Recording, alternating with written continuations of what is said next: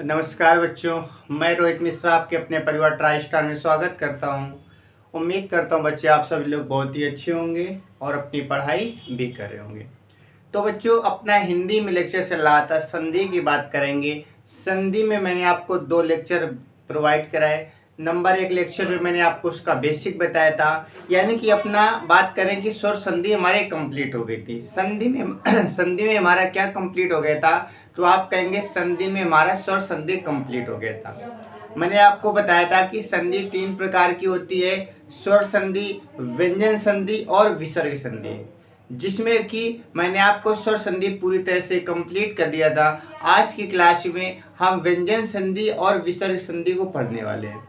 ठीक है, स्वर संधि के 5 भेद होते हैं। मैंने आपको पांचों भेद के बारे में बताया था। कौन कौन से दीर्घ स्वर संधि क्या होती है, वृद्धि क्या होती है, गुण स्वर संधि क्या होती है, यड़ स्वर संधि किसे कहते हैं, अयारी स्वर संधि किसे कहते हैं, एक एक की मैंने डिटेल में बात की थी और साथ ही साथ इसकी ट्रिक भी बताई थी कि आप कैसे पहचान सकते हैं। तो मैंने डिटेल्स में भी पढ़ाया आपको, इसकी मैंने ट्रिक भी बताई। तो कुल मिलाकर के हमारे स्वर संधि कंप्लीट हो गई थी। आज हम बात करने वाले हैं व्यंजन संधि की और विसर्ग संधि की। तो अपना टॉपिक क्या चल रहा था, तो आप कहेंगे अपना टॉपिक चल रहा था संधि। क्या चल रहा था? संधि। संधि में मैंने आपको स्वर संधि कंप्लीट करा दिया है और आज हम पढ़ने वाले हैं व्यंजन संधि और विसर्ग संधि। ठीक है, तो संधि में आज हम पढ़ेंगे नंबर 2, चूंकि आप जानते हैं संधि 3 प्रकार की होती है। नंबर 1 में मैंने आपको बताया था स्वर संधि कंप्लीट हो गई थी। आज हम दूसरी संधि पढ़ने वाले हैं। तो आप कहेंगे कौन सी संधि? वो संधि आज हमारी रहने वाली है व्यंजन संधि। कौन सी? व्यंजन संधि। तो आज हम पढ़ने वाले हैं व्यंजन संधि की बात करेंगे। व्यंजन संधि, तो सबसे पहले बात करेंगे व्यंजन संधि की परिभाषा क्या होगी, व्यंजन संधि किसे कहेंगे। जैसे मैंने आपको बताया स्वर संधि किसे कहते हैं, जब 2 स्वरों का मेल होता है तो स्वर संधि बनती है। जब 2 स्वरों का मेल होता है तो क्या बनती है? स्वर संधि बनती है। ऐसे यहां पर क्या होगा कि व्यंजन संधि में याद रखेंगे, यहां पर व्यंजन और व्यंजन मिलकर की व्यंजन संधि बनती है। व्यंजन के साथ में स्वर भी आ सकता है, यानी कि हमारे पास क्या होगा, 2 व्यंजन, 2 व्यंजन या फिर एक व्यंजन, एक व्यंजन, ठीक है, प्लस एक स्वर, एक स्वर मिल करके। तो आपकी डिफिनीशन क्या हो जाएगी, तो आप कहेंगे कि 2 व्यंजन आपस में मिल सकते हैं तो भी क्या बनेगा, तो आप कहेंगे स्वर, हमारे पास व्यंजन संधि बनेगी और एक व्यंजन के साथ में एक स्वर भी आ सकता है। यानी कि व्यंजन संधि 2 प्रकार की बन सकती है, या तो व्यंजन व्यंजन मिले तो भी व्यंजन संधि बनेगी, या तो व्यंजन के साथ में कोई स्वर आ जाए तो भी व्यंजन संधि बनने वाली है। ठीक है, जैसे एग्जाम्पल के तौर पर बात करेंगे, जैसे मैंने कहा दिख प्लस अंबर। क्या लिखा? दिक प्लस का अंबर। ये हमारे पास दिक प्लस का अंबर, जब इसे आप बनाएंगे तो क्या बनेगा, तो आप कहेंगे दिगंबर। क्या बनेगा? दिगंबर बनेगा। दिक प्लस का अंबर आप कहेंगे दिगंबर बनेगा। और ये कौन सी संधि होगी? व्यंजन संधि होगी। और व्यंजन संधि कैसी होगी? क्योंकि व्यंजन संधि में सारे नियम अभी हम सीखने वाले हैं। तो एक नियम क्या होता है कि हमारा पहला वाला तीसरे के साथ में बदल जाता है। पहला किसके साथ बदल जाता है? तीसरे के साथ बदल जाता है। कैसे क्या बदलता है, वो सारी चीजें हम एक एक करके देखने वाले हैं। ठीक है, पहला तीसरे के साथ कब बदलेगा, वो सारी चीजें हम देखने वाले हैं। तो चलिए शुरुआत कर लेते हैं। यानी कि सबसे पहले डिफिनीशन तो आपको समझ आ गई होगी कि 2 व्यंजन आपस में मिलेंगे तो व्यंजन संधि बनेगी।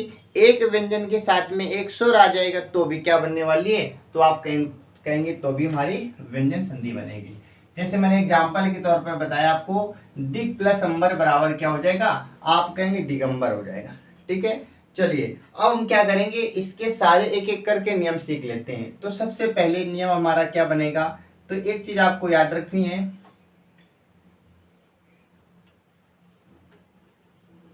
ये पॉइंट आपको याद रखना है। इसको याद कैसे करेंगे, कचट तप, कचट तप, ठीक है, याद रखेंगे ये ता है, ठीक है, ये क्या है तो आप कहेंगे ता, तो क्या हो जाएगा कचट तप। कचट तप से 25 हमारे पास लेटर बनेंगे। का के बाद आप जानते हैं खा, गा, घा, अंगा, फिर छा, जा, झा, इया, ठा, डा, ढा, अड़ा, था, दा, धा, ना, फा, बा, भा और मा। तो जब आप काउंट करेंगे तो ये टोटल कितने हो जाएंगे, तो आप कहेंगे टोटल हो जाएंगे 25 हो जाएंगे। यहाँ से बच्चों 2 नियम निकलने वाले हैं। कौन कौन से नियम, वो सारी चीजें देखेंगे तो याद रखेंगे। यहाँ से कितने नियम निकलेंगे, आप कहेंगे यहाँ से 2 नियम निकलने वाले हैं। और ये नियम बहुत एग्जाम में पूछे जाते हैं। हमारे एग्जाम में कौन कौन से नियम है उसकी बात करेंगे। तो सबसे पहले हम नियम नंबर पहले की बात करेंगे, रूल फर्स्ट की बात करेंगे। तो नियम अपना पहला क्या कहता है, नियम अपना पहला कहता है कि जो पहला वर्ग है इसे हम क्या बोलते हैं, वर्ग। ये वर्ग फर्स्ट है, वर्ग सेकेंड है, वर्ग थर्ड है, वर्ग फोर्थ है और वर्ग हमारा 5 है। यानी कि पहला वर्ग, दूसरा, तीसरा, चौथा, पांचवा, 5 हमारे पास वर्ग है।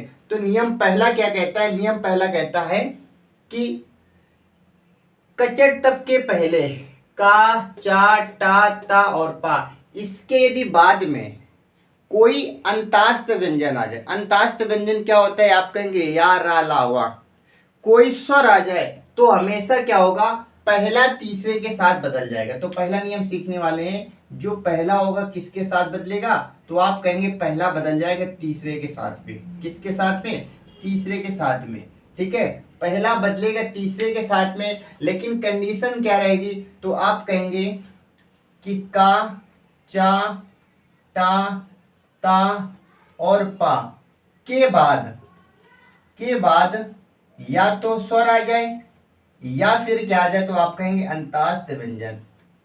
अंतास्त व्यंजन, या तो स्वर आ जाए या तो अंतास्त व्यंजन आ जाए, तो आप कहेंगे पहला वाला किसके साथ बदल जाएगा, तीसरे के साथ बदल जाएगा। याद रखेंगे, ये नियम नंबर पहला है।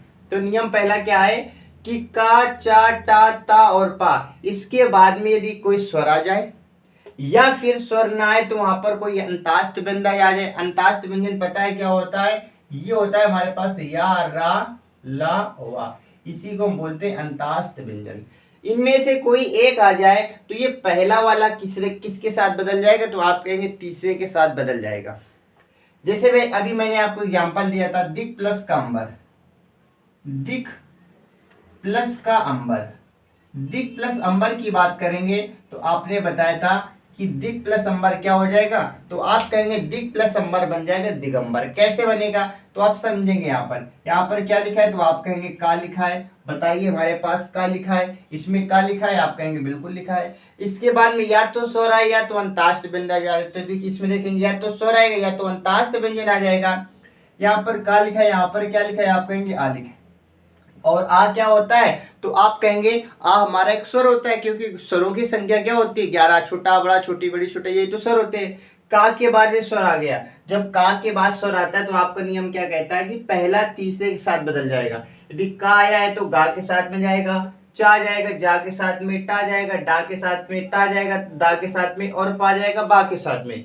बताइए यहाँ पर क्या आया, तो आप कहेंगे का आया। और का किस में बदलेगा, तो आप कहेंगे गा में। इसलिए क्या होगा, यहाँ से ये हट जाएगा और इसकी जगह क्या आ जाएगा, गा आ जाएगा। तो हमारा क्या बन जाता है, दिगंबर। क्या बन जाएगा, तो आप कहेंगे दिगंबर बन जाएगा। क्या बनेगा, दिगंबर। यानी का और आ हटाकर किसकी जगह क्या लिखेंगे, आप यहाँ पर लिख देंगे गा लिख देंगे। तो दिक प्लस का अंबर क्या होता है, तो आप कहेंगे दिगंबर। दिक प्लस का अंबर क्या होता है, तो आप कहेंगे दिगंबर होता है। आई होप आपको ये चीजें क्लियर हो गई होंगी।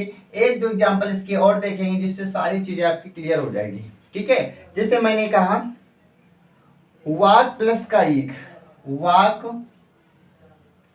प्लस ईस, वाक प्लस का ईस, तो आप कहेंगे वाक प्लस का ईस क्या बनेगा, तो आप कह देंगे वागीश बन जाएगा। क्यों बन जाएगा, क्योंकि यहाँ से का निकला और यहाँ से बड़ी ई निकली। बताइए का के बाद में जब कोई स्वर आता है वो हमेशा पहला तीसरे के साथ बदल जाएगा। का किसके साथ जाएगा? तो आप कहेंगे गा के साथ में। तो क्या बन जाएगा? वागीश बन जाएगा। क्या बनेगा?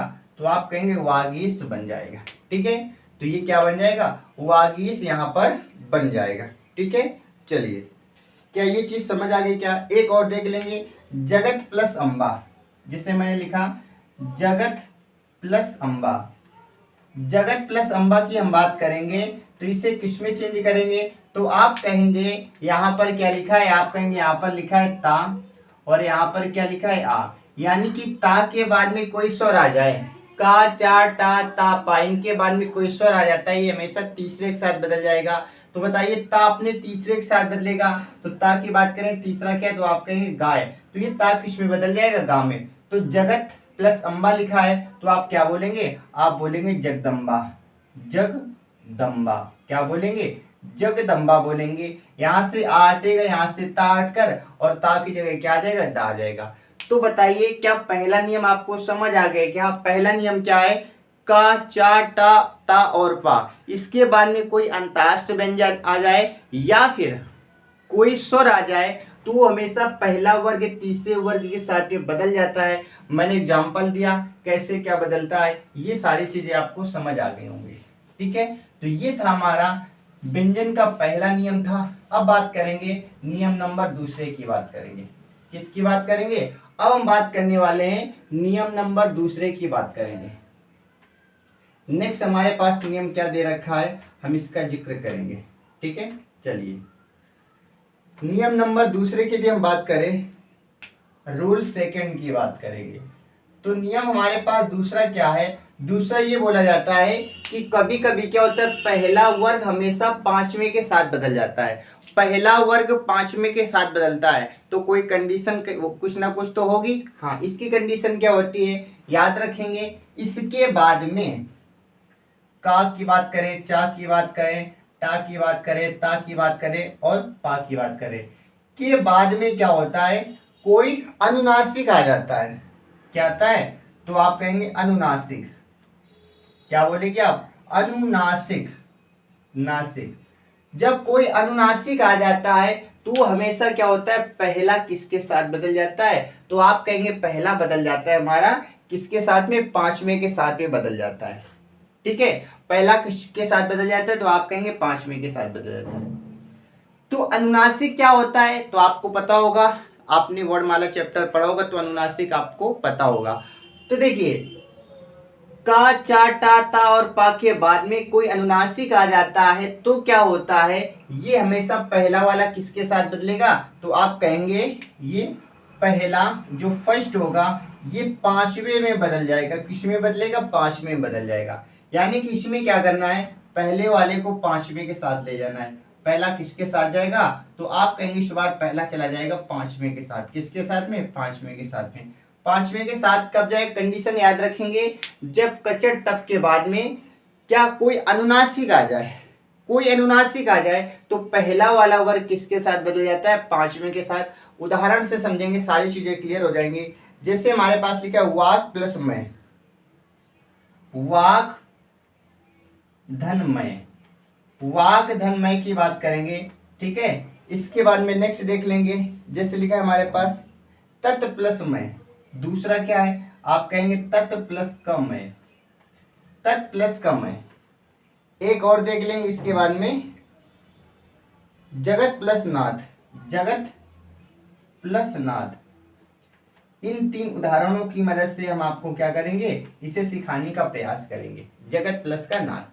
तो देखिए वाक प्लस मैं, यहां पर देखेंगे तो यहां पर क्या लिखा है? आप कहेंगे का लिखा है। ठीक है, और का के बाद क्या लिखा है? मां लिखा हुआ है। क्या लिखा है? मां लिखा है। याद रखेंगे अनुनासिक क्या होता है? तो आप कहेंगे अनुनासिक जो लास्ट का पांचवा अक्षर होता है, इसी पांचवा जो वर्ग होता है यही हमारा क्या कहलाता है? अनुनासिक कहलाता है। क्या कहलाता है? अनुनासिक।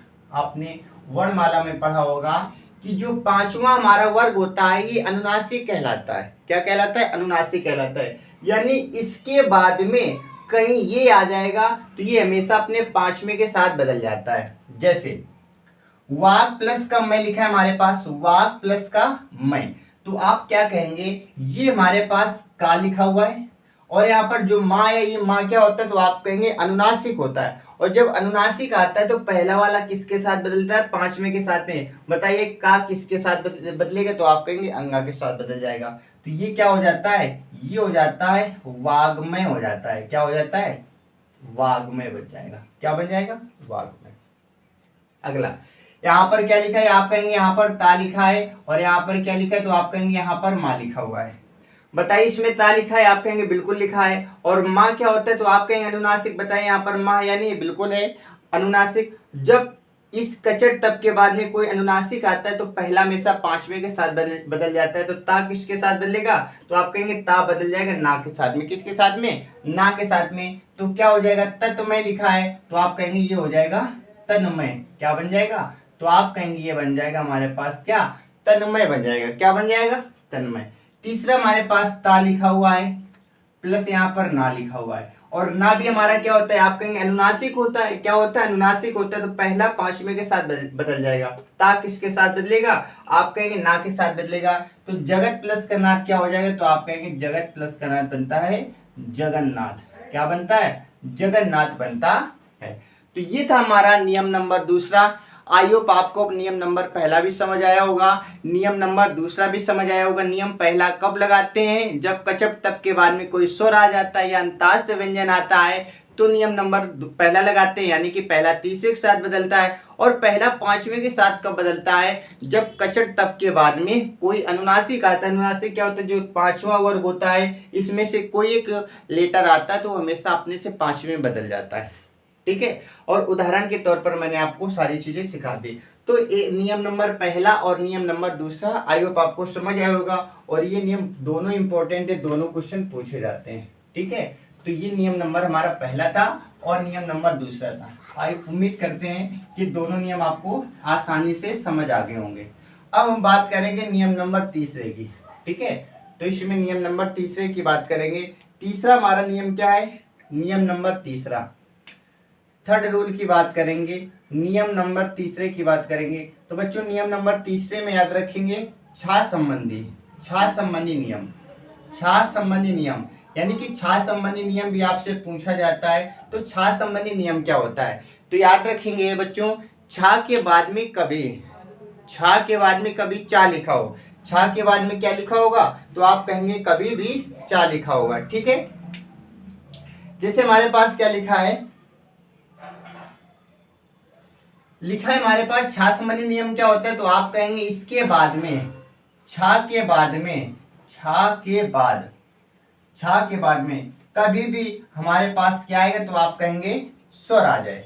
कभी भी कोई भी स्वर आ जाए, वो दीर्घ स्वर हो या कोई हमारा दीर्घ स्वर हो या मूल स्वर हो, यानी कि स्वर आपको पता है 11 होते हैं। छा के बाद में कभी भी स्वर आ जाए, नियम क्या याद रखना है कि छा के बाद में कभी भी स्वर आ जाए तो हमेशा क्या करते हैं, इस छा के पहले हम क्या करते हैं, इस छा के पहले आदि चा लगा देते हैं। क्या लगा देते हैं, आदि चा लगा देते हैं। नियम एक बार फिर से समझेंगे। नियम क्या कहता है, छा संबंधी नियम, कि छा के बाद में कभी कोई स्वर आता है तो उसे छा के पहले आदि चा लगा देते हैं। यही नियम होता है छा संबंधी। उदाहरण के तौर पर समझेंगे, जैसे हमारे पास क्या होता है, तो आप कहेंगे संधि प्लस छेद। ठीक है, या फिर अनु प्लस छेद देख लेते हैं। क्या लिखा है हमारे पास, अनु प्लस छेद, अनु प्लस का छेद, पहला एग्जाम्पल हो गया। दूसरा देख लेंगे, जैसे लिखा है लक्ष्मी प्लस छाया, लक्ष्मी प्लस छाया, लक्ष्मी प्लस छाया। ये दो उदाहरण के से हम क्या करेंगे, समझने वाले हैं। इस दो एग्जाम्पल की मदद से हम समझेंगे छा संबंधी नियम। तो मैंने छा के नियम में क्या बताया कि छा के बाद में कोई स्वर आ जाए तो छा के पहले आदि चा लगा देते हैं। जैसे यहाँ पर क्या लिखा है, अनुच्छेद, तो आप कहेंगे यहाँ पर क्या लिखा है, यहाँ पर हमारे पास क्या लिखा है, तो छा लिखा है हमारे पास। ठीक है, याद रखेंगे छा के पहले होता है यहाँ पर, क्या, छा के पहले, छा के पहले, बाद में होता, पहले होता है। तो यहाँ पर देखेंगे छोटा ऊ हमारे पास लिखा है, यहाँ पर क्या, तो आप कहेंगे यहाँ पर छोटा ऊ है और यहाँ पर क्या है, यहाँ पर छा लिखा हुआ है। यानी कि छा के पहले यदि कोई स्वर आ जाए, वो दीर्घ हो या लघु हो, वो हमेशा क्या होगा, छा में आदि चा लगा देगा। तो यहाँ पर छोटा ऊ लिखा है, यहाँ पर छा लिखा है, इसका मतलब इसमें आधी छा लगाना है। अनु प्लस छेद क्या हो जाएगा, तो आप कहेंगे अनु प्लस छेद हो जाएगा अनुच्छेद हो जाएगा। क्या हो जाएगा, अनुच्छेद हो जाएगा। अनु प्लस का छेद क्या हो जाएगा, तो आप कहेंगे अनुच्छेद हो जाएगा। दूसरा एग्जाम्पल समझेंगे, यहाँ पर बड़ी की मात्रा है ना, आप कहेंगे बड़ी लिखा है, फिर यहाँ पर छा लिखा हुआ है, छा के पहले क्या गई, कोई स्वर हो गया, और जब स्वर आता है तो इसमें आधी चा लगा देते हैं। लक्ष्मी प्लस छाया, तो आप कहेंगे लक्ष्मी छाया, लक्ष्मी छाया। इस प्रकार से आप लिखेंगे, ठीक है। ये हमारा था छा संबंधी नियम। तो छा संबंधी नियम में याद रखना है कि छा के पहले कोई स्वर आ जाए, छा के पहले कोई स्वर आ जाए तो हमेशा क्या होगा कि छा के पहले आप आधी चा लगा देंगे। छा के पहले आप क्या करेंगे, आधी चा लगा देंगे। और इस प्रकार से एग्जाम्पल के हिसाब से मैंने आपको सिखाने का प्रयास किया। तो ये था हमारा छा संबंधी नियम। आई होप आपको अभी तक मैंने 3 नियम सिखाए और तीनों नियम आपको याद हो गए होंगे। बात करेंगे अब अगले नियम की बात करेंगे। तो अगला नियम हमारे पास है ता संबंधी नियम। रूल नंबर 4 की बात करेंगे, ता संबंधी नियम। ता संबंधी नियम, ता संबंधी नियम में क्या होगा, संबंधी नियम। ता संबंधी नियम की बात करेंगे तो इसे एग्जाम्पल के तौर पर समझेंगे। पहला एग्जाम्पल हमारे पास उत प्लस लाल, उत प्लस लास, उत प्लस का लास। दूसरा एग्जाम्पल हमारे पास क्या है, तो आप कहेंगे उत प्लस का, ठीक है, उत प्लस का लेख, उत प्लस का लेख, उत प्लस का लेख, उत प्लस का लेख। इसके बाद में उत प्लस का चारण,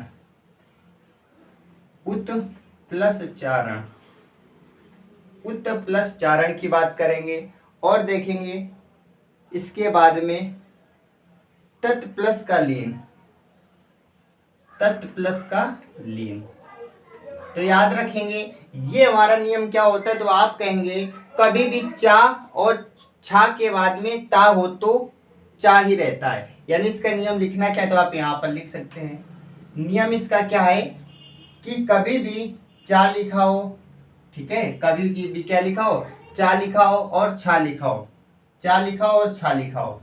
इसके बाद में चा और छा के बाद में आप कहेंगे, ठीक है, तो इसमें क्या होगा, व्यंजन के बाद में, व्यंजन के बाद में यानी कि इसके पहले, तो आप कह सकते हैं कि ता के बाद, ता के बाद चा लिखा हो और छा लिखा हो। कभी भी ता के बाद में चा लिखा होगा, छा लिखा होगा, तो आपको हमेशा क्या लिखना है, तो आप कहेंगे ता के स्थान पर क्या लिखेंगे, आप ता के स्थान पर आप चा लिखेंगे, ता के स्थान पर आप क्या लिखेंगे, ता के स्थान पर चा लिखेंगे। यदि ता के बाद में चा लिखा है और ता के बाद में छा लिखा हुआ है तो आप हमेशा ता की जगह क्या लिखेंगे, चा लिखेंगे। एक ये नियम हो गया। दूसरा नियम क्या है, जा और झा लिखा हो, जिसे मैंने कहा। दूसरा है कि ता के बाद जा लिखा हो और झा लिखा हो, तो आप क्या करेंगे, इस ता को किस में बदल देंगे, तो आप कहेंगे जाम बदल लेंगे। ये दूसरा नियम हो गया। ऐसे लिखा है कि टा और ठा लिखा हो, ता के बाद टा और ठा लिखा हो, तो आप क्या करेंगे, इस ता को इस टा में बदल लेंगे। यानी कि एक चीज ये क्लियर हो गई, यदि ता के बाद में जो अभी मैंने 25 लेटर बताए थे उनमें से कोई पहला आ जाए, ठीक है, या दूसरा आ जाए या तीसरा आ जाए, तो आपको बदलना क्या है, इसे हमेशा पहले वाले के साथ बदल देना है। जैसे चा छा लिखा है तो आप चा में बदल देंगे, का खा लिखा है तो आप का में बदल देंगे, पा फा लिखा है तो आप पाम बदल देंगे, ठीक है, टा ठा लिखा है तो आप टाम बदल देंगे। ये हमारा नियम है। इसके ता के बाद यदि कोई हमारे पास इनमें से लेटर आता है तो आप क्या करेंगे, पहले वाले के साथ बदल देंगे। उदाहरण से समझेंगे और चीजें क्लियर हो जाएंगी। जैसे यहाँ पर लिखा है उत प्लस का लास, उत प्लस का लास। याद रखेंगे ता के बाद कभी भी ला आ जाए, ता के बाद कभी भी ला आ जाए तो इस ता को भी ला में बदल देते, ये हमारा नियम होता है। तो क्या बन जाएगा, उत प्लस का लास आप कहेंगे उल्लास बन जाएगा। क्या बन जाएगा, उल्लास बन जाएगा। ये नियम याद रखेंगे।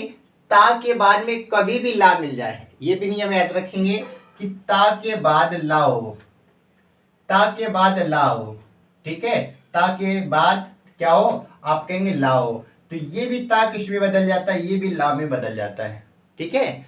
तो उत प्लस कलास आप कहेंगे उल्लास हो जाएगा। दूसरा जैसे हमारे पास क्या लिखा है उत प्लस का लेख, यहाँ पर ता लिखा है, ता के बाद क्या गया आप कहेंगे ला गया, तो ये भी किस में बदल जाएगा, ला में। तो उत प्लस का लेख क्या हो जाएगा, तो आप कहेंगे उल्लेख हो जाएगा। क्या हो जाएगा, उल्लेख हो जाएगा। बात इसकी करेंगे तत् प्लस करेंगे, यहाँ पर ता है यहाँ पर ला है, तो आप कहेंगे इससे भी लाम बदलेंगे, तत् प्लस का लीन क्या हो जाएगा, तो आप कहेंगे तल्लीन हो जाएगा। क्या बन जाएगा, तल्लीन। उत प्लस का चारण, उत प्लस का चारण, अभी मैंने आपको बताया ता के बाद में कभी भी चा या छा है, ता के बाद में चा या छा हमेशा किस में बदलेंगे, हमेशा चा में बदलेंगे। तो उत प्लस का चारण आप कहेंगे क्या बन जाएगा, उच्चारण। क्या बन जाएगा, उच्चारण बन जाएगा। तो ये नियम उम्मीद करते हैं आपको समझ आया होगा, ता संबंधी नियम, कि ता के बाद में कुछ भी लिखा हो हमेशा पहले वाले के साथ में आपको बदल के रखना है। तो उत प्लस का लीन क्या हो गया, उल्लीन हो गया। उत प्लस का लेख उल्लेख हो गया। उत प्लस का लास उल्लास हो गया। उत प्लस का चारण क्या हो गया, तो आप कहेंगे उच्चारण हो गया। क्या हो गया, उच्चारण हो गया। ठीक है, क्या ये चीजें समझ आ गई आपको। जैसे हमारे पास है सत प्लस का जन, सत प्लस का जन की बात करेंगे। अगला हमारे पास इसी में देख लेते हैं, सत प्लस का जन क्या लिखा है, सत प्लस का जन, सत प्लस का जन। अभी मैंने आपको बताया कि ता के बाद में जा लिखा हो या झा लिखा हो हमेशा किसके साथ बदलेगा, हमेशा जा के साथ बदलेगा।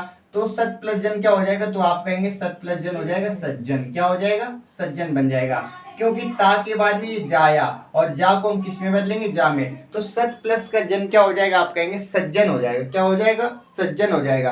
क्या ये चीज आपको समझ आ गई, क्या उम्मीद करते हैं ये चीजें सारी आपको समझ आ गई होंगी। ठीक है, ये चीजें आपको समझ आ गई होंगी। चलिए, अगर ये चीजें समझ आ गई तो ये हमारा नियम कंप्लीट होता है। अब इसके बाद में हम बात करेंगे अपने नेक्स्ट नियम की बात करेंगे। ठीक है, आज की ही क्लास में मैं व्यंजन और विसर्ग दोनों चीज सीखनी है। ठीक है, तो ज्यादा टाइम न लेते हुए हम एक एक करके सारी चीजें सीखने वाले। अगला हमारे पास नियम नंबर 5 की बात करेंगे। नियम नंबर 5 हमारे पास क्या है, नियम नंबर 5 है माँ संबंधी। माँ संबंधी जो नियम होते हैं उसकी बात करेंगे। माँ संबंधी क्या होता है, माँ के बाद में जिस वर्ग का व्यंजन आता है, इसमें लिखा है कि माँ के बाद में मैं के बाद जिस वर्ग का माँ के बाद में जिस वर्ग का व्यंजन आता है, जिस वर्ग का व्यंजन आएगा, ठीक है, जिस वर्ग का व्यंजन आएगा वो क्या होगा, ठीक है, आएगा तो हमेशा उसी वर्ग के नासिक में बदल जाएगा। तो उसी वर्ग के अनुनासिक में बदल जाएगा, अनुनासिक में बदल जाएगा। ये क्या मैं लिख रहा हूँ आपको अभी चीज नहीं समझ आ रही होगी, लेकिन अभी जब एग्जाम्पल देंगे तो आप कहेंगे हमें आसानी से समझ आ गया। तो माँ संबंधी नियम क्या होता है, माँ के बाद में 25 अभी मैंने बताए थे, कचप तप का खा गा गांगा चा छा छा जी, यहाँ ये सारी चीजें मैंने बताई थी। तो इसमें माँ संबंधी नियम क्या है, माँ के बाद में किसी भी वर्ग का कोई भी व्यंजन आ जाए, 25 में से कोई आ जाए, माँ के बाद में 25 में से कोई भी व्यंजन आ जाए, वो हमेशा अपने वर्ग के 5वें वाले वर्ग में बदल जाएगा, अपने वर्ग के 5वें। क्योंकि अनुनासिक का मतलब क्या होता है, लास्ट में जो होता है अंगा या माना और ये जो भी होता है लास्ट में, वो उसमें बदल जाता है। यानी कि नियम क्या कहता है, माँ संबंधी नियम, माँ के बाद में जिस वर्ग का व्यंजन जो भी आएगा वो हमेशा अपने 5वें वाले वर्ग में बदल जाएगा, 5वें वाले वर्ग में बदल जाएगा। ठीक है, जैसे एग्जाम्पल देंगे तो आपको सारी चीजें क्लियर हो जाएंगी। जैसे एग्जाम्पल हमारे पास क्या लिखा है, अहम प्लस का कार। उदाहरण हमारे पास क्या लिखा है, आप कहेंगे अहम प्लस का कार, अहम प्लस का कार, अहम प्लस का कार। दूसरे की बात करेंगे, दूसरा हमारे पास क्या लिखा है, आप कहेंगे सत प्लस गत, सम प्लस गत, सॉरी सम प्लस गत, सम प्लस का गत। तीसरा हमारे पास एग्जाम्पल क्या है, तो आप कहेंगे और भी एग्जाम्पल देख लेंगे, सम प्लस का ध्या, सम प्लस का ध्या, सम प्लस का ध्या। ये 3 उदाहरण से हम समझने का प्रयास करते हैं और आपको ये सारी चीजें क्लियर हो जाएंगी। ठीक है, देखिए अहम प्लस का कार, तो इसमें बोला गया कि माँ संबंधी, यहाँ पर देखो हमारे पास माँ लिखा है, माँ के बाद में जिस वर्ग का व्यंजन आता है, यहाँ पर क्या आगे, तो आप कहेंगे यहाँ पर का लिखा है, माँ के बाद का तो लिखा है, तो माँ के बाद जिस वर्ग का व्यंजन आता है उसी के अनुनासिक में बदल देते हैं। अनुनासिक का मतलब लास्ट होता है, लास्ट याद रखेंगे। कचपटा भी मैंने बताया था, तो लास्ट में क्या होता है, का लास्ट क्या होता है, आप कहेंगे का, खा, गा, अंगा क्या होता है, अंगा होता है। लास्ट में क्या होता है, अंगा होता है। तो याद रखेंगे अहम प्लस कार क्या बन जाएगा, तो आप कहेंगे अहंकार। क्या बन जाएगा, अहंकार बन जाएगा। अहम प्लस का कार आप कहेंगे अहंकार। दूसरा हमारे पास क्या लिखा है, सम प्लस का गत। क्या लिखा है, सम प्लस का गत हमारे पास लिखा है। क्या लिखा है हमारे पास लिखा है सम प्लस का गत। तो आप जानते हैं सम प्लस का गत यहाँ पर बात करेंगे तो हमारे पास क्या लिखा है, यहाँ से माँ निकलेगा और माँ के बाद क्या लिखा है, तो आप कहेंगे गा लिखा है। माँ के बाद क्या लिखा है, गा। तो ये पहला वाला वर्ग होना, पहले वाले में देखें का, खा, गा, अंगा, ये किस में बदल जाएगा, अंगा में। तो आप कहेंगे सम प्लस का क्या हो जाएगा, गत। तो आप कहेंगे सम प्लस का गत बन जाएगा संगत। क्या बन जाएगा, सम प्लस का गत आप कहेंगे बन जाएगा संगत बन जाएगा। ऐसे यहाँ पर देखें सम प्लस का धा देखेंगे, यहाँ पर माँ लिखा है, यहाँ पर क्या लिखे, तो आप कहेंगे यहाँ पर धा लिखा हुआ है। और धा किस में बदलेगा, तो आप कहेंगे धा धनुष के बाद क्या आता है, ना आता है, तो ये नाम बदल जाएगा। सम प्लस का धा क्या हो जाएगा, तो आप कहेंगे संध्या। क्या बन जाएगा, संध्या बन जाएगा। संध्या ऊपर बिंदी भी लगा सकते हैं आप, ना भी बना सकते हैं। तो सम प्लस का धा क्या होता है, आप कहेंगे सम प्लस का धा होता है संध्या हो जाएगा। तो ये माँ संबंधी हमारे पास नियम था।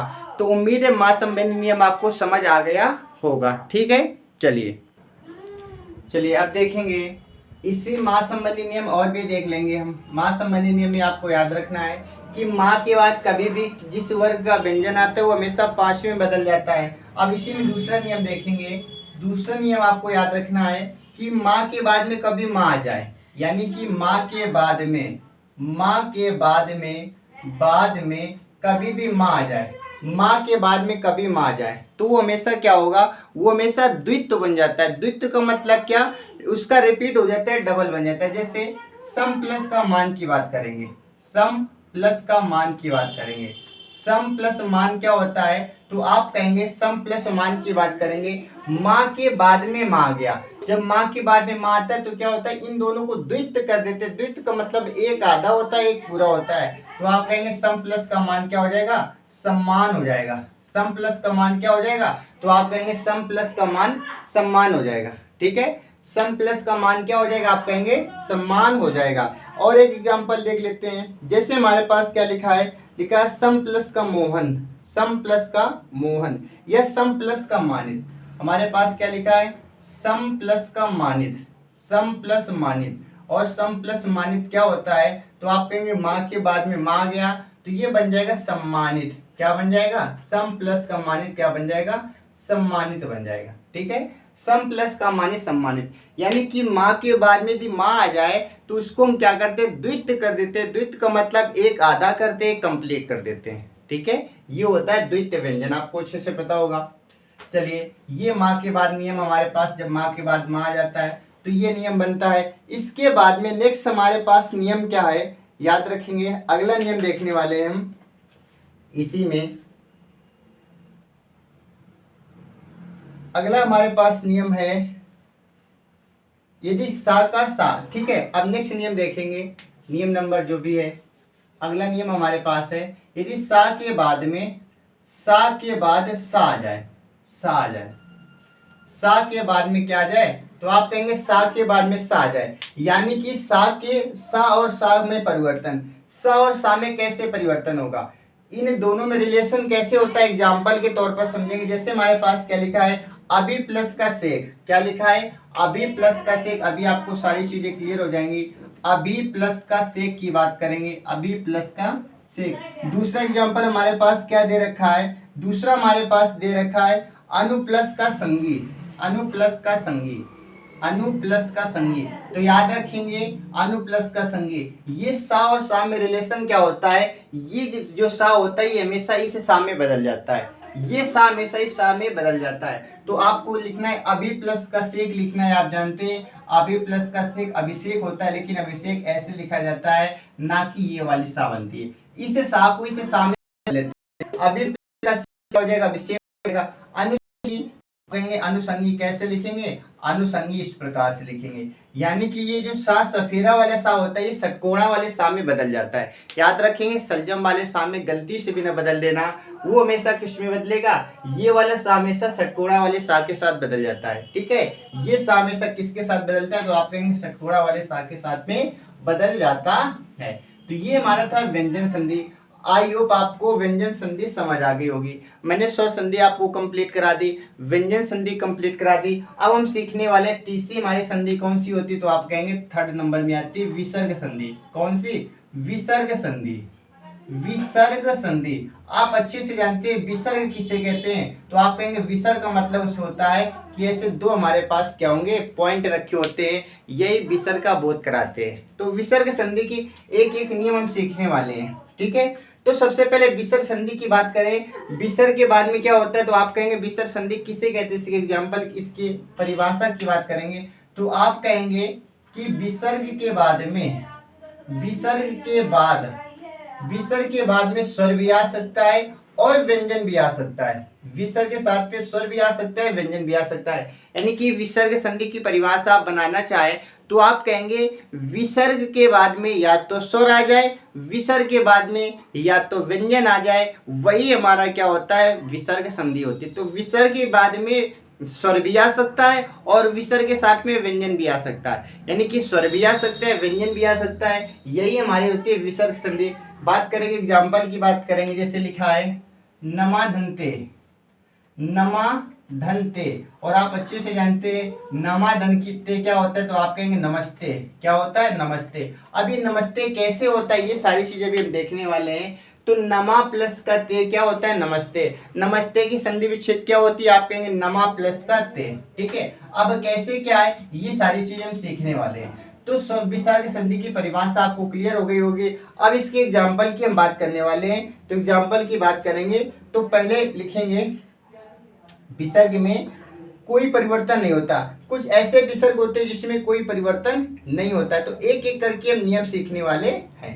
जैसे बात करेंगे, पहला हमारे पास नियम क्या है, सा और सा से संबंधित तीन सा हमारे पास होती है। आप जानते हैं एक ये सा होती है, एक ये सा होती है और एक ये सा होती है। इन तीनों से संबंधित हमारे पास एक नियम बनता है। यानी कि पहला नियम विसर्ग में किसके साथ बनेगा, तो आप कहेंगे सा, तीनों प्रकार के सा को मिलाकर के एक हमारे पास नियम बनता है। एग्जाम्पल के तौर पर समझेंगे कौन सा नियम बनता है, तो देखिए हमारे पास लिखा है नी प्लस का चल, नी प्लस का चल, नी प्लस का चल, पहला एग्जाम्पल हमारे पास। दूसरा हमारे पास क्या लिखा है, दूसरा हमारे पास लिखा है दू प्लस का चरित्र। दूसरा हमारे पास क्या लिखा है, दू प्लस का चरित्र लिखा है। क्या लिखा है हमारे पास, दू प्लस का चरित्र। इसके बाद में फिर क्या लिखा है, नी प्लस का तेज, नी प्लस का तेज, नी प्लस का तेज। इनके माध्यम से हम क्या करेंगे, आपको बताने का प्रयास करते हैं। चलिए अब देखेंगे, लिखा है कि चा और छा के बाद में कभी भी, इसका नियम क्या है, हमारे पास चा लिखा हो, हमारे पास छा लिखा हो, इसके बाद कभी भी सा टा या ठा आ जाए। ठीक है, तो चा छा हो तो विसर्ग का सा, तो ये हमेशा किस में बदलेगा, तो आप कहेंगे सा में बदल जाएगा। ये पहला नियम। दूसरा नियम क्या लिखा है, टा और ठा लिखा हो तो हमेशा ये बनेगा, टा लिखा हो ठा लिखा हो के बाद में, तो हमेशा हम क्या करेंगे, कौन सा सा बनाएंगे, तो आप कहेंगे ये वाला सा बना देंगे। ठीक है, और तीसरा नियम हमारे पास क्या है, ता और था लिखा हो तो ये बन जाता है, ता और था के बाद हो तो ये बन जाता है। यानी कि ये तीनों सा हम एक एक करके पढ़ने वाले हैं। ये तीनों सा कब बनते, ये चीज आपको समझनी है। यदि चा और छा लिखा हो, चा और छा लिखा हो तो हमेशा कौन सा सा बनेगा, आप कहेंगे सलजम वाला सा बनेगा। चा लिखा हो छा लिखा हो, इसके बाद हमें जब बनाना हो तो आप कहेंगे हमेशा सलजम वाला सा बनाएंगे। और टा और ठा लिखा हो तो आपको कौन सा बनाना पड़ेगा, षटकोणा वाला सा बनाना पड़ेगा। और ता और था लिखा हो तो हमेशा कौन सा बनाएंगे, तो आप कहेंगे हमेशा सा बनाने वाला है, सफेरा वाला। अब ये कैसे होगा, एग्जाम्पल के तौर पर आपको एक एक बताने का हम प्रयास करेंगे। तो देखिए लिखा है हमारे पास नी प्लस का चल। नी प्लस का चल क्या होता है, निश्चल होता है। कैसे समझेंगे, यहाँ पर क्या लिखा है, आप कहेंगे यहाँ पर विसर्ग, विसर्ग के बाद में, विसर्ग के बाद में याद रखेंगे, विसर्ग के बाद में कभी भी हमारे पास चा या छा है तो हमेशा किस में बदलेगा, तो आप कहेंगे हमेशा सलजम वाले सा बदलेगा। ये हमारे पास विसर्ग लिखा है, विसर्ग के बाद क्या है तो आप कहेंगे विसर्ग के बाद में चाया, और चा और छा किस में बदलता है, आप कहेंगे सलजम वाले सा में। तो नी प्लस का चल क्या हो जाएगा, ये हमारे पास बन जाएगा निश्चल। क्या बन जाएगा, निश्चल बन जाएगा। कैसे समझेंगे, चा विसर्ग के बाद में चा लिखा हो या छा लिखा हो, इसके बाद हमेशा हम क्या करते हैं, ये वाला सा लगाते हैं। तो क्या करेंगे, नी लिखा है तो चल लिखा है तो चा जैसे देखा, विसर्ग के बाद में चा है, इसका मतलब सलजम वाला सा आ जाएगा। दू प्लस का चरित्र की बात करेंगे, हमारे पास क्या लिखा है, विसर्ग के बाद में चा आ गया, और विसर्ग के बाद में जब चा आता है तो हम कौन सा सा बनाते हैं, सलजम वाला। तो ये क्या बन जाएगा, तो आप कहेंगे दुष्चरित्र बन जाएगा। क्या बनेगा, दुष्चरित्र बन जाएगा। क्या बनेगा, दुष्चरित्र बन जाएगा। इसकी बात करेंगे, हमारे पास क्या आया, तो आप कहेंगे विसर्ग के बाद में ता आया, और जब ता आता है तो ये वाला सा बनाते हैं, तो क्या बन जाएगा, तो आप कहेंगे निस्तेज हो जाएगा। क्या हो जाएगा, निस्तेज हो जाएगा। क्या बनेगा, निस्तेज बनेगा। और इस सा की भी एक बार हम बात कर लेते हैं, जैसे एग्जाम्पल के तौर पर हमारे पास क्या लिखा है, ठीक है, लिखा है धनु प्लस का टंकार। धनु प्लस का टंकार हमारे पास लिखा है, धनु प्लस का टंकार। धनु प्लस टंकार की बात करेंगे, तो धनु प्लस टंकार क्या होता है, तो आप कहेंगे यहाँ पर विसर्ग लिखा है, यहाँ पर क्या विसर्ग याद रखेंगे, विसर्ग के बाद में टाया, और विसर्ग के बाद में टा आता है तो हमेशा षटकोणा वाला सा बना देते हैं। तो क्या बन जाएगा, तो आप कहेंगे धनुष टंकार बन जाएगा। क्या, धनुष टंकार बन जाएगा। तो ये नियम था हमारा, सा सा सा से संबंधित नियम था। ठीक है, तो ये हमारा था, आप कहेंगे सा संबंधी नियम था।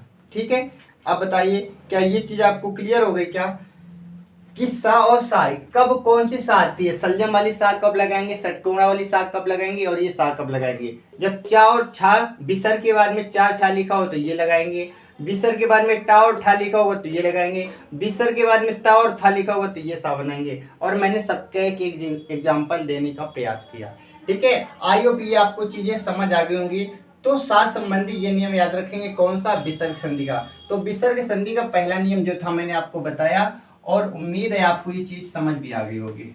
ठीक है, चलिए अभी तक जो आपसे संधि में गलती हो रही थी, आप उस गलती को आप दोहराएंगे नहीं, क्योंकि आपको पहले यही नहीं पता होता था कि कौन सी सा लगा दें। ठीक है, लेकिन अब आप ऐसी गलती नहीं करने वाले, अब आपको पता है कि कौन सी सा कब लगती है। ठीक है, क्योंकि आपने नियम सीख रखा है। अब हम बात करेंगे कि कुछ विसर्ग में कोई परिवर्तन नहीं होता है, कुछ विसर्ग में कोई परिवर्तन नहीं होता है, यानी कि विसर्ग में परिवर्तन नहीं होता है। कब नहीं होता है वो देखेंगे, विसर्ग में परिवर्तन ना होना, परिवर्तन ना होना। कभी कभी ऐसा होता है कि विसर्ग में कोई परिवर्तन नहीं होता है, कब नहीं होता है उसकी बात हम करने वाले हैं। कब नहीं होगा तो याद रखेंगे, सा में कोई व्यंजन आए तो विसर्ग यथावत रहता है। इसी सा की बात करेंगे, जैसे हमारे पास क्या लिखा है, सा लिखा है, फिर सा लिखा है, और फिर सा लिखा है। इसमें तो लिखा है सा में कोई परिवर्तन नहीं होता है। कब, जब हमारे पास में विसर्ग के बाद में ये आ जाए। ठीक है, विसर्ग के बाद में ये आ जाए और कोई व्यंजन आए, में से कोई व्यंजन आए। ठीक है, विसर्ग के बाद में सा में से कोई व्यंजन आए तो विसर्ग यथावत रहता है, यानी कि विसर्ग आने पर, ठीक है, क्या, व्यंजन आने पर, विसर्ग के बाद में व्यंजन आने पर, व्यंजन आने पर, जब व्यंजन आता है, कैसे भी एग्जाम्पल देखेंगे तो सारी चीजें आपकी क्लियर हो जाएंगी। सा संबंधी अभी मैंने आपको नियम बताया, कौन सा सा कब लगता है। कभी कभी से सा में कोई परिवर्तन नहीं होता है, जैसा सा होता है वैसे ही सा लिख दिया जाता है। ऐसा कब होता है, व्यंजन आने पर। व्यंजन कैसे आता है, उदाहरण से समझेंगे। एग्जाम्पल हमारे पास क्या लिखा है, दू प्लस का शासन। ठीक है, दू प्लस का स लिख देते, पहला हमारे पास है दू प्लस का स, दू प्लस का स, ये हमारे पास पहला है। दूसरा है हमारे पास नी प्लस का संग, नी प्लस का संग, नी प्लस का संग की बात करेंगे, नी प्लस का संग। ठीक है, और दू प्लस का साहस, दू प्लस का साहस, साहस, दू प्लस का साहस। इसकी बात करेंगे तो इससे आपको क्लियर हो जाएगा कि क्यों इसमें नहीं बदलेगा। ठीक है, इसमें क्यों नहीं बदलेगा। हमारे पास लिखा है दू प्लस का सा लिखा है, बताइए ये हमारे पास विसर्ग लिखा है, विसर्ग के बाद में सा आ गया, विसर्ग के बाद में क्या आया, सा आया, और सा में फिर क्या लिखा है, कह रहा है कि कोई व्यंजन के आने पर, बताइए हमारे पास व्यंजन आया कि नहीं आया, हाँ हमारे पास व्यंजन है, व्यंजन आ गया। तो व्यंजन आने पर क्या होता है, व्यंजन आने पर कभी कभी इसमें परिवर्तन नहीं होता है। यहाँ पर ना तो चाया ना तो छाया, अगर चा और छा था तो हम क्या करते, इसे सलजम वाले साम बदल देते, टा और ठा था तो हम किस में बदलते, षटकोणा वाले साम बदल, किस में बदलते, आप कहते सफेरा वाले साम बदलते। ठीक है, तो वो भी मैंने जो नियम बताया उसमें बदलते, लेकिन उनमें से कुछ भी नहीं आया, इसका मतलब क्या है, उसमें से जब कुछ भी नहीं आता है तो हम किस में बदलेंगे, इसको ज्यों का त्यों लिखेंगे, दुस्साहस क्या लिख देंगे, दुस्साह लिख देंगे, क्या लिख देंगे, दुस्साह लिख देंगे। यानी कि इसी का हम क्या करते हैं, इसी का रिपीटेशन कर देते हैं। जैसे नी प्लस का संग लिखा है तो आप कहेंगे क्या बन जाएगा, निसंग बन जाएगा, क्या बन जाएगा, निसंग। इसमें किसी भी प्रकार का कोई भी परिवर्तन नहीं किया जाता है तो हमारे पास क्या बनेगा, आप कहेंगे निसंग। दु प्लस का साहस आप कहेंगे दुस्साहस होता है, क्या होता है, दुस्साहस। तो इसके पहले मैंने जो साह संबंधी नियम बताया था वो नियम आपको समझ आया होगा। और इस नियम में क्या, जब इसमें टा और ठा आता है तो बदलेगा, चा और छाएगा तो बदलेगा, लेकिन जब वो नहीं आएगा तो फिर सा बदलता नहीं। सा बदलने कंडीशन, कंडीशन यदि है तो सा को बदलेंगे, और कंडीशन नहीं है तो सा को बिल्कुल भी नहीं बदलने वाले, बिल्कुल भी नहीं बदलेंगे। कंडीशन होगी तो बदल लेंगे। ठीक है, क्या ये चीज आपको समझ आ गई, क्या ये चीज यदि आपको समझ आ गई, अब हम बात करेंगे नेक्स्ट, अब हम बात करने वाले हैं नेक्स्ट नियम की। अगला नियम क्या है हमारे पास में लिखा है, लेकिन यदि विसर्ग के पहले छोटी या छोटा स्वर हो तो विसर्ग सा हो जाता है। ठीक है, जैसे विसर्ग के पहले लिखा है हमारे पास में, यदि विसर्ग के पहले, अगला नियम हमारे पास है कि विसर्ग के पहले, विसर्ग के पहले छोटी ई लिखा हो या छोटा ऊ लिखा हो, विसर्ग के पहले छोटी ई लिखा हो या छोटा ऊ लिखा हो, ये हमेशा किस में बदल जाएगा, ये हमेशा इस सा में बदल जाएगा। कैसे, एग्जाम्पल देखेंगे। नी प्लस का कपट आप अच्छे से जानते हैं, नी प्लस का कपट क्या होता है, निष्कपट होता है। नी प्लस का कपट आप कहेंगे निष्कपट। और भी देखेंगे, आप कहेंगे दू प्लस का कर, दू प्लस का कर, दू प्लस का कर। तो नियम क्या कहता है कि विसर्ग के पहले कभी छोटी लिखा हो या छोटा ऊ लिखा हो, हमेशा साम बदलेगा, इस वाले साम में बदलेगा। बताइए, विसर्ग के पहले छोटी आ गई ना, विसर्ग के पहले छोटी आ गई तो इसे सा में बदलेगी, तो नी प्लस का कपट क्या होता है, तो आप कहेंगे निष्कपट। क्या बन जाएगा, निष्कपट बन जाएगा। क्या बनेगा, निष्कपट बन जाएगा। यहाँ पर छोटा ऊ लिखा है ना, विसर्ग के पहले छोटा हो, तो इसमें हम क्या करेंगे, दू प्लस का कर आप कहेंगे बन जाएगा दुष्कर बन जाएगा। क्या बन जाएगा, दुष्कर। एक एक नियम आपको याद रखने हैं, एक एक नियम आपको याद रखने हैं कि सा कब आएगा, ये सा कब कभी कभी बदलता नहीं है, कभी कभी बदलता है, और कभी कभी ऐसे भी बदलता है। तो इसके दो नियम हो गए। ठीक है, तो विसर्ग के पहले कभी भी, विसर्ग के पहले कभी भी छोटी की मात्रा लिखा हो या छोटा की मात्रा लिखा हो, हमेशा ये सा में बदल जाएगा। तो ये भी हमारा नियम क्या, ये भी विसर्ग का नियम होता है। चलिए अब हम बात करेंगे रा संबंधी नियम। किसकी बात करेंगे, अब हम समझेंगे रा संबंधी नियम। रा संबंधी नियम, रा संबंधी नियम के बारे में आपको क्या पढ़ना है, चलिए बात करेंगे रा संबंधी नियम। जैसे एग्जाम्पल लिखेंगे, दू प्लस का उपयोग, दू प्लस का उपयोग, दू प्लस का उपयोग। अगला एग्जाम्पल हमारे पास क्या है, अगला हमारे पास है नी प्लस का भय, नी प्लस का भय, नी प्लस का भय। इसके बाद में अगला हमारे पास है नी प्लस का याद, नी प्लस का याद। इन तीन एग्जाम्पल के माध्यम से हम इसे आपको सिखाने का प्रयास करेंगे। ठीक है, तो इसमें नियम क्या है, यदि विसर्ग से पहले छोटा आ लिखा हो या बड़ा आ लिखा हो, विसर्ग के पहले, विसर्ग के पहले कभी छोटा आ लिखा हो या बड़ा आ लिखा हो, ठीक है, से भिन्न स्वर आए, यानी कि छोटा आ और बड़ा आ के अलावा कुछ भी आ जाए। ठीक है, तो ये हमेशा क्या होगा, विसर्ग के बाद में किसी स्वर का तीसरा चौथा या अलावा, ठीक है, कोई हो तो हमेशा रा में परिवर्तन होता है। इसका नियम क्या है, इसमें कहा गया है कि, नियम याद रखेंगे, नियम में कहा गया है कि छोटा आ और बड़ा आ को छोड़ करके कुछ भी आ जाए, छोटा आ और बड़ा आ को छोड़ करके इस विसर्ग के पहले कुछ भी आ जाए, और साथ ही साथ क्या बोला गया है, कुछ भी आ जाए, और इसके बाद में किसी वर्ग का तीसरा चौथा, किसी वर्ग का तीसरा या चौथा, किसी भी वर्ग का 5 वर्ग होते हैं उसका तीसरा या चौथा, देखिए एक बार लिखेंगे सारी चीजें आपको याद हो जाएंगी, तीसरा या चौथा, या फिर या रा ला वा, इसके बाद में या रा ला वा, या तो या रा ला वा की बात करें, ये हमारे पास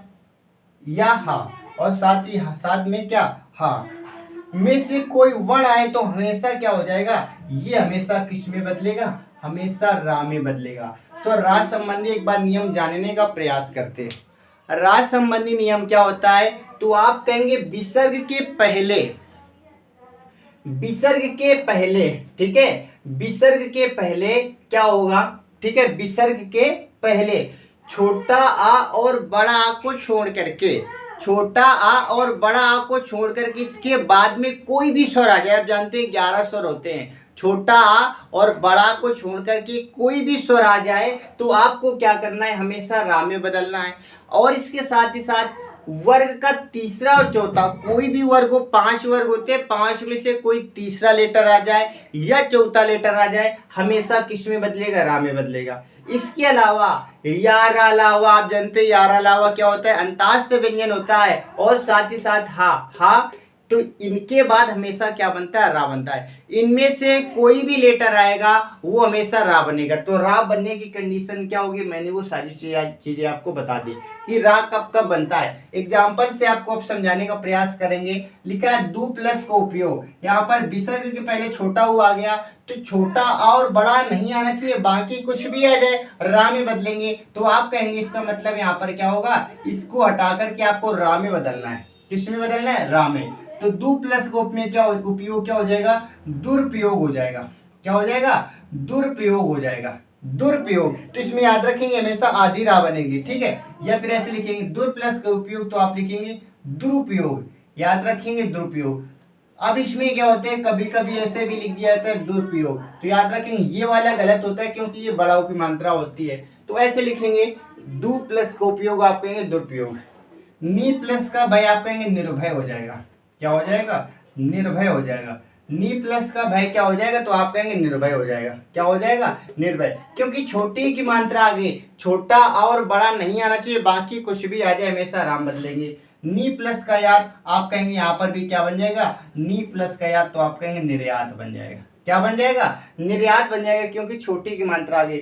छोटा आ और बड़ा आ के बाद में कुछ भी आ जाए वो हमेशा किस में बदलेगा, तो आप कहेंगे वो हमेशा बदलने वाला है हमारा किस में, आप कहेंगे हमेशा रा में बदलेगा।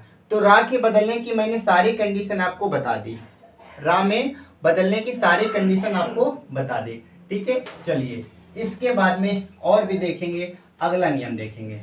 नेक्स्ट हमारे पास नियम है अंक और आहा के स्थान पर ओ हो जाता है। कभी कभी क्या होता है, हमारे पास जो अंक लिखा होता है और हमारे पास आहा लिखा होता है, अंक आहा, इसको कभी कभी ये हमेशा क्या होता है, ओ में बदलेगा।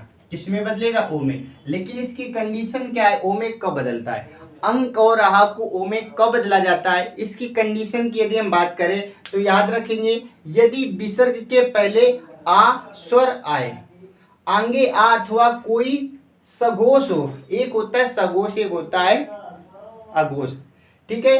तो उसमें क्या होगा, वो हमेशा किसमें, तीसरा चौथा पांचवा या रा ला हुआ हमें कोई वर्ड हो। यानी इसका नियम यदि हम लिखने का प्रयास करें तो इस नियम में क्या लिखा है, यदि विसर्ग के पहले, विसर्ग के पहले, यदि विसर्ग के पहले आपसे कहा गया है कि आ स्वर और आगे आ, यानी कि विसर्ग के पहले आ और आगे भी आ, और आगे भी, यानी कि दोनों तरफ विसर्ग के पहले और बाद भी और आ और आता है, तो क्या होता है, साथ ही साथ या फिर कोई सघोष आ जाए, या फिर सघोष आ जाए, ये सारे नियम है आपके, या तो कोई सघोष आ जाए या फिर क्या आ जाए, आप कहेंगे या रा ला वा हा, या रा ला वा हा, ठीक है, या फिर तीसरा चौथा पांचवा वर्ण आ जाए, या फिर तीसरा चौथा पांचवा वर्ग का तीसरा चौथा पांचवा इनमें से कुछ भी आ जाए तो ये हमेशा क्या होता है, जो अंक और आहा होता है ये हमेशा किस में बदलेगा, आप कहेंगे अंक लिखाओ या आहा लिखाओ, ये हमेशा ओ में बदल जाएगा। किस में बदलेगा, ओ में। ये नियम हमारे पास है, एक बार इसे याद करने का प्रयास करते हैं, एक बार समझने का प्रयास करते हैं। अंक और आहा ओ में कब बदलेगा, तो आप कहेंगे विसर्ग के पहले छोटा लिखाओ और बाद में भी लिखाओ, पहली कंडीशन। दूसरी कंडीशन कि विसर्ग के बाद में या पहले क्या लिखाओ, सघोष लिखाओ। सघोष क्या होता है, तो आप कहेंगे वर्ग का, हमारे पास सघोष सघोष चलता है, वर्ग का कौन सा, तो आप कहेंगे पहला दूसरा तीसरा, ये सघोष होता है, बाकी क्या होते हैं, अघोष होते हैं। इसके बाद में या रा ला वा हा इनमें से कोई एक आ जाए, या फिर वर्ग का तीसरा चौथा पांचवा लेटर आ जाए तो अंक हमेशा किस में बदलेगा, ओ में बदलेगा। अब बात करेंगे इसके एग्जाम्पल से, समझेंगे तो और चीजें क्लियर हो जाएंगी। एग्जाम्पल हमारे पास लिखा है मना धन योग।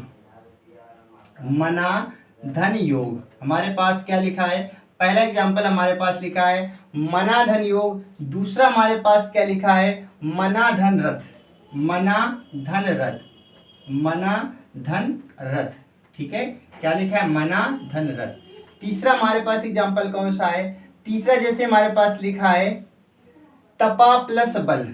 तपा प्लस बल, तपा प्लस का बल, ये हमारे पास लिखा है। और भी देख लेंगे मना प्लस कामना, मना धन कामना, मना धन कामना। अब इसे हम बनाने का प्रयास करते हैं, सारी चीजें आपकी क्लियर हो जाएंगी, ठीक है, क्योंकि हो सकता है आपको यहाँ से चीजें ना क्लियर हो रही हो, लेकिन जब इसका एग्जाम्पल देते तो सारी चीजें आपको, क्योंकि एग्जाम्पल तो आपने कई बार पढ़ा, नियम कोई सीखता ही नहीं है, और नियम नहीं सीखते इसलिए हमारे क्वेश्चन गलत होते हैं, तो आपको नियम भी साथ में सीखना है। तो मना धन योग क्या होता है, तो आप कहेंगे विसर्ग के पहले छोटा आ लिखाओ। बताइए यहाँ पर ना लिखा, इसका मतलब इसमें छोटा होगा, क्या होगा, छोटा होगा। तो विसर्ग के पहले कभी भी छोटा आ जाए तो हमेशा क्या बनेगा, तो आप कहेंगे हमेशा ओ बनेगा। बताइए ओ बनेगा ना, इस विसर्ग को हटाएंगे तो मना प्लस का योग क्या हो जाएगा, तो आप कहेंगे क्या हो जाएगा, मना प्लस का योग क्या हो जाएगा, मना प्लस का योग आप कहेंगे क्या हो जाएगा, तो आप कहेंगे मनोयोग हो जाएगा, क्योंकि हमें तो ओम बदलना है ना। इस विसर्ग को हटाकर यहाँ पर क्या लगा देंगे, ओ लगा देंगे, मनोयोग बन जाएगा। क्या बन जाएगा, तो आप कहेंगे मनोयोग बन जाएगा। दूसरा मना प्लस करत, आप कहेंगे छोटा यहाँ पर भी लिखा है तो ये क्या बन जाएगा, मनोरथ। क्या बन जाएगा, मनोरथ। मना प्लस करत क्या हो जाएगा, आप कहेंगे मनोरथ बन जाएगा। तपा प्लस बल क्या हो जाएगा, तो आप कहेंगे यहाँ पर विसर्ग घटाएंगे तो यहाँ पर क्या बन जाएगा, तपोबल बन जाएगा।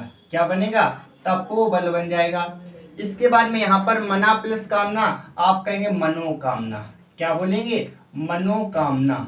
तो मना प्लस का कामना क्या होगा, मनोकामना। तो ये हमारा था अंक और आहा से संबंधित नियम कि हमेशा क्या बनेगा, ओ बनेगा। ओ की सारी कंडीशन मैंने एक एक करके सारी चीजें आपको बता दी, और एग्जाम्पल भी मैंने आपको बता दिया कि इस प्रकार से अंक और आहा किस में बदलता है, तो आप कहेंगे अंक और आहा हमारा किस में बदल जाता है, ओ में बदल जाता है। ठीक है, ओ में हमारा बदल जाता है। इसके बाद में और भी नियम देख लेते हैं। जैसे हमारे पास अगला नियम क्या है, विसर्ग का लोप और पूर्व स्वर दीर्घ हो।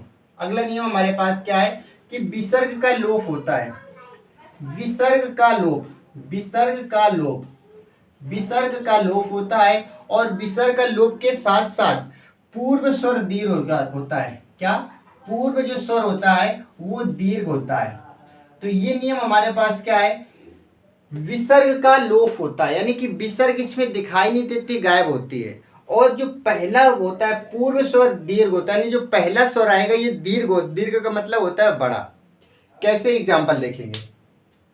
और जब होता है तो इसमें क्या होता है, यदि विसर्ग के आगे रा व्यंजन ना हो तो विसर्ग का लोप होता है, और उसके पहले, ठीक है। अब एग्जाम्पल से समझेंगे। नी प्लस का रोग जैसे हमारे पास लिखा है, पहला एग्जाम्पल हमारे पास क्या लिखा है, आप कहेंगे नी प्लस का रोग, नी प्लस का रोग।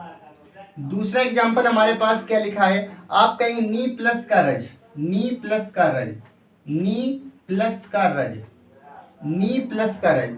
अगला आप कहेंगे नी प्लस का रो, नी प्लस का रो, नी प्लस का रो। तो ये हमारे पास क्या कहता है कि विसर्ग का लोप हो, विसर्ग का लोप, यानी कि विसर्ग का लोप हो जाता है, कब हो जाता है, जब पूर्व स्वर क्या हो, दीर्घ हो।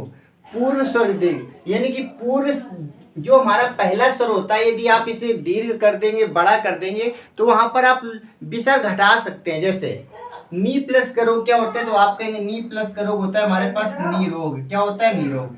समझेंगे, यहाँ पर बोला गया है कि जब आप दीर्घ कर देंगे, जब आप दीर्घ कर देंगे तो आप इसे विसर्ग को हटा सकते हैं, कोई दिक्कत नहीं। कब, जब स्वर को दीर्घ करेंगे। ये छोटी की मात्रा थी, मैंने बड़ी की मात्रा कर दी, इसे दीर्घ कर दिया।